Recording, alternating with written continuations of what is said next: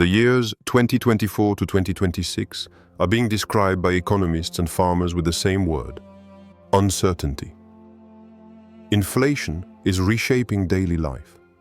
Food prices are no longer stable. Fertile land is shrinking, while demand keeps rising. Across the world, people are asking a deeper question than ever before. Where does sustainable provision really come from? In the Mediterranean basin, olive farmers are living this question in real time. In Tunisia, families who have farmed olives for generations face severe droughts, yet the price of olive oil has reached record highs. In Spain, climate shocks have reduced harvests by nearly half in some regions, pushing European olive oil prices to historic levels. And in Palestine, farmers continue harvesting olives under political pressure, turning each bottle of oil into both livelihood and resistance. So the question emerges naturally. In a world shaken by crisis, can olive oil still be a profitable and ethical business in 2026? This is not just a financial question. It is a question of risk. In the Qur'an, Allah describes divine light as coming from a blessed olive tree. Surah An-Nur 24:35.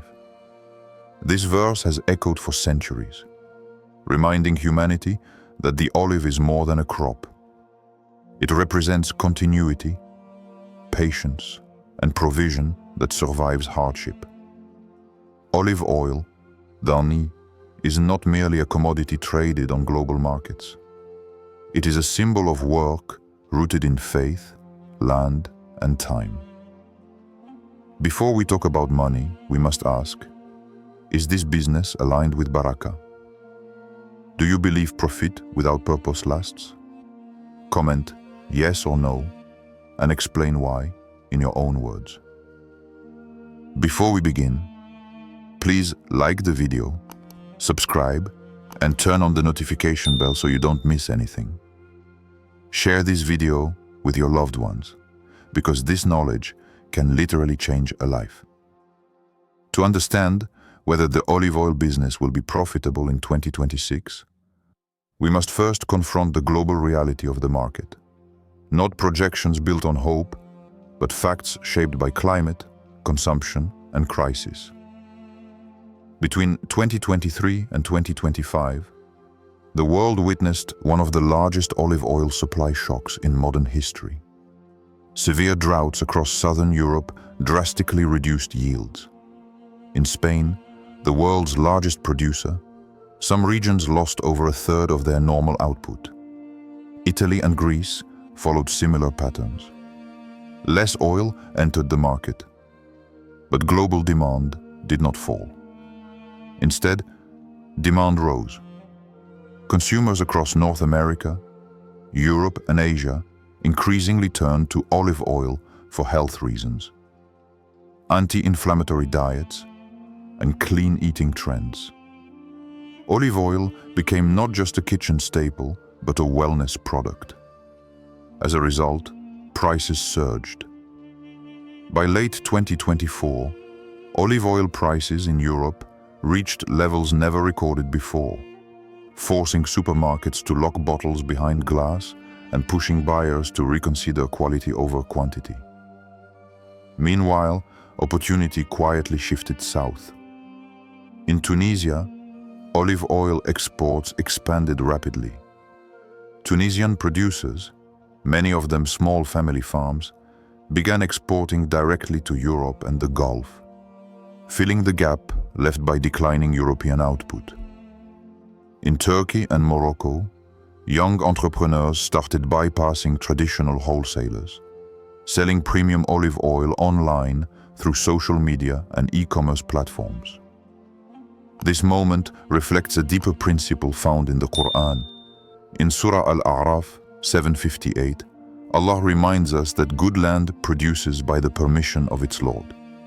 When systems collapse, new doors open for those who recognize the signs. The olive oil market today is not driven by abundance, but by scarcity. And in economics, scarcity reshapes value. Scarcity does not kill opportunity. It reveals it. If olive oil prices keep rising due to climate change, would you still invest in this business, knowing both the risks and the demand? Share your honest thoughts in the comments. Many people ask whether olive oil is profitable, but the real question is when and how. The olive oil business rewards patience, planning, and honesty, not shortcuts. Let's start with the real costs. To establish an olive grove, the first investment is land. In parts of Tunisia, Morocco, and southern Spain, land remains relatively affordable compared to Europe's urban centers. But prices are rising as agricultural land becomes scarce. Olive trees themselves are inexpensive, yet they demand something far more valuable: time. A tree takes 4 to 7 years to reach meaningful production. Then come operational costs, irrigation and water management, increasingly critical due to drought, seasonal labor for harvesting, cold press extraction equipment or milling fees, storage, bottling, labeling, and certification. This is where many beginners fail. They underestimate costs and overestimate speed. However, profit margins change dramatically depending on strategy. Farmers selling olive oil in bulk often earn thin margins. But those who bottle their own oil, certify it as organic, and sell it as a story-driven product can increase profits 3 to 5 times. In Greece, small family farms that once sold oil by the ton are now selling limited bottles online, each labeled with harvest dates, family history, and origin. In Palestine, cooperatives use olive oil not only as income, but as preservation of land and identity. Their margins are modest, but their impact is immense.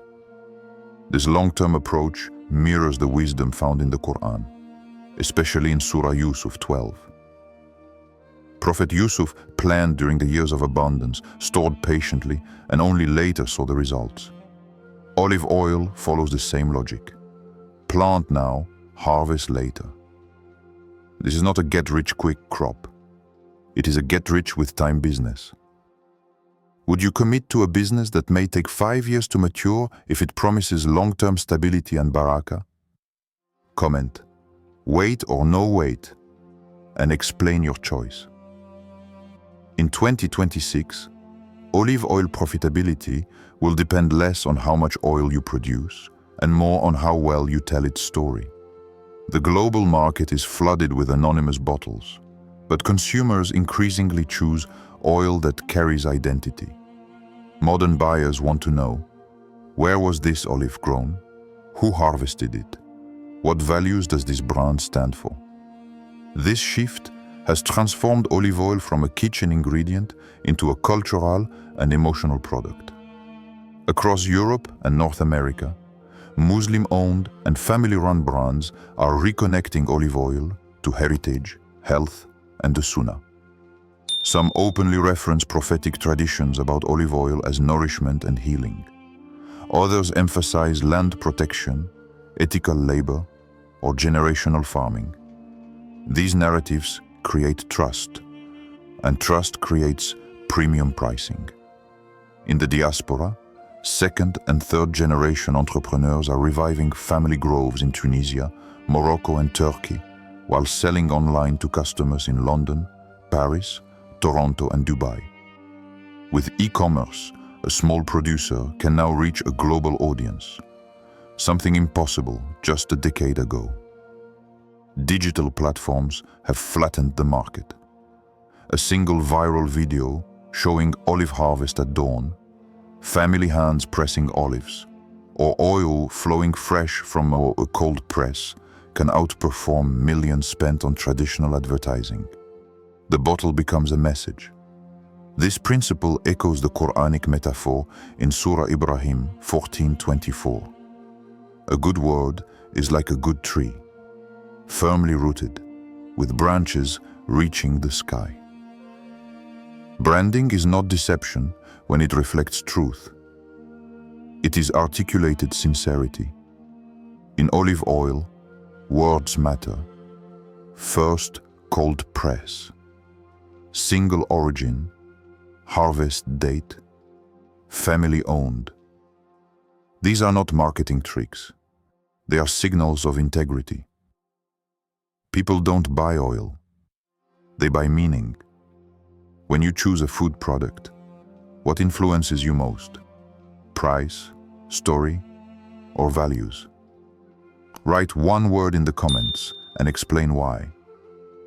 No honest discussion about profitability is complete without confronting the risks. The olive oil business is ancient, but it is not immune to modern pressure. In fact, many olive farmers today are standing at a crossroads between abandonment and adaptation. The first and the most visible risk is climate change. Prolonged droughts, irregular rainfall, and rising temperatures have reduced yields across the Mediterranean. In parts of Spain, entire harvest seasons were declared losses. Some small farmers simply could not afford another year of irrigation costs and walked away from land their families had held for generations. The second risk is market distortion. As prices rose, fake and diluted olive oil flooded global markets. Investigations across Europe uncovered oils labeled extra virgin that were mixed with cheaper seed oils. This hurts consumers, but it devastates honest producers who cannot compete with fraud. Trust, once broken, takes years to rebuild. A third risk is isolation. Farmers who operate alone are often the first to fail. In Palestine, many small farmers survived not by expanding, but by forming cooperatives, sharing mills, storage, branding, and export channels. Community became a survival strategy. These realities reflect a timeless Quranic principle. In Surah Al-Baqarah 2:155, Allah reminds humanity that they will be tested with fear, hunger, and loss. Tests are not signs of failure. They are filters. They separate short-term seekers from those rooted deeply, like the olive tree itself. The farmers who endure are not always the strongest financially. They are the ones who adapt, collaborate, and remain patient when seasons betray expectations. Every olive tree is planted with uncertainty and watered with hope. Do you believe struggle makes a business more meaningful, or does it make it too risky? Share your perspective in the comments. There is no right or wrong answer. Beyond profit margins and market cycles, olive oil occupies a rare space where economics, faith, and legacy intersect. For many communities today, producing olive oil is not only about income, it is about existence. In Palestine, olive trees are more than agriculture. They are proof of belonging. Families continue to plant and protect trees, knowing that some may never personally benefit from the harvest. Each season, olives are gathered under pressure, yet transformed into oil that funds schools, supports orphans, and sustains entire villages. Here, olive oil becomes resistance through patience. In parts of Tunisia and Morocco, cooperative olive oil projects now channel a portion of profits into community wells, food programs, and education. Business is intentionally linked to sadaqah. The tree feeds the body, and its revenue feeds society. This mindset aligns directly with Quranic instruction. In Surah Al-An'am 6:141, Allah commands believers to give the due share on the day of harvest. Wealth is not condemned, but hoarded wealth is questioned. The olive tree teaches this balance naturally. It produces year after year, but only when cared for and shared. There is also a generational dimension. Olive trees often outlive the people who plant them. Grandparents plant, parents tend, children harvest. This reality reshapes how success is measured. Profit is not only annual income, it is continuity. In a world obsessed with quick exits and fast returns, olive oil offers a radically different business philosophy. Plant for those who will come after you. This is why many scholars describe working the land with the right intention as a form of worship. It is labor tied to humility. Some businesses grow money, others grow memory, dignity, and legacy. Do you believe a business should carry moral and social responsibility, or should profit come first? Comment yes or no, and share your reasoning. After examining markets, costs, risks, and purpose, we can finally answer the central question. Is the olive oil business profitable in 2026? The honest answer is yes, but not for everyone. From a financial perspective, olive oil remains one of the most resilient agricultural products going into 2026. Global demand continues to rise while supply faces long-term pressure from climate change. This imbalance favors producers who focus on quality, branding, and direct-to-consumer models. Those selling anonymous bulk oil will struggle. Those selling identity and trust will thrive. From a strategic perspective, olive oil rewards people who think in decades, not quarters. This business favors land stewardship, patience, and systems, not speculation. Farmers and entrepreneurs in Spain, Tunisia, and Greece, who adapted early, by conserving water, cooperating, and branding, are already positioned ahead of the curve. From a spiritual perspective, olive oil aligns uniquely with intention. The Qur'an reminds us in Surah Hud 11:6 that provision is written, but it is accessed through effort. Olive oil teaches this balance perfectly. Sustenance comes, but only after years of care. So profitability in 2026 depends on alignment. Alignment with the land, alignment with people, alignment with values. Those seeking fast returns may be disappointed. Those seeking stable, ethical, intergenerational wealth may find few businesses more suitable. Profit is not the goal. Profit is the result of alignment. Would you like a full step-by-step video on how to start an olive oil business? From land selection to branding and export? Comment. Start. If you want that guide, and I'll build it next. As we come to the end of this journey, the olive tree asks us a final question. Not about markets or margins, but about legacy. Across the Mediterranean, there are olive trees older than nations. They have witnessed empires rise and fall, droughts come and go, and generations pass beneath their shade. Many of the people who planted them never tasted their oil, yet they planted anyway. This is the deeper lesson of the olive oil business. In a world obsessed with speed, the olive teaches sabr. In a world chasing excess, it teaches enough. And in an economy driven by fear, it teaches tawakkul, trust paired with effort. The Qur'an reminds us that nothing we spend or plant is lost when it is done with sincerity. Even a seed placed in the soil becomes a witness. Olive oil, pressed slowly from patient trees, becomes light on tables, in homes, and in hearts. This business is not only about selling bottles. It is about tending the earth, honoring those before us, and providing for those after us. True wealth isn't measured only in revenue, but in what remains when we are gone. Plant trees you may never sit under. This is real wealth.